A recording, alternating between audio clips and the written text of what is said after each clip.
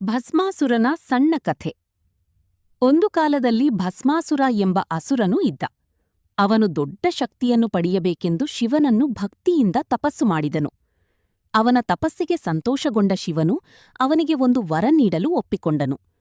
ಭಸ್ಮಾಸುರನು ತುಂಬಾ ವಿಚಿತ್ರವಾದ ವರ ಕೇಳಿದನು. ನಾನು ಯಾರ ತಲೆಗೆ ಕೈಯಿಡುತ್ತೇನೆ ಅವರು ಭಸ್ಮವಾಗಲಿ. ಶಿವನು ಆ ವರವನ್ನು ನೀಡಿದನು. ಆದರೆ ವರ ಸಿಕ್ಕ ತಕ್ಷಣ ಭಸ್ಮಾಸುರನು ದುರುದ್ದೇಶದಿಂದ ಅದನ್ನು ಬಳಸಲು ಆರಂಭಿಸಿದನು.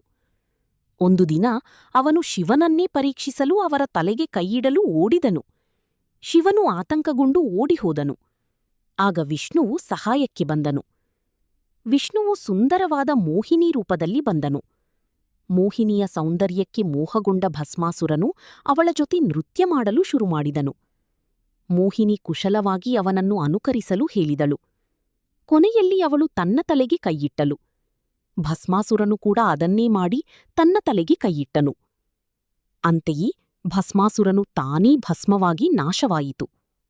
ನೀತಿ: ದುರುದ್ದೇಶದಿಂದ ಪಡೆದ ಶಕ್ತಿ ಕೊನೆಗೆ ನಮ್ಮನ್ನೇ ನಾಶ ಮಾಡುತ್ತದೆ.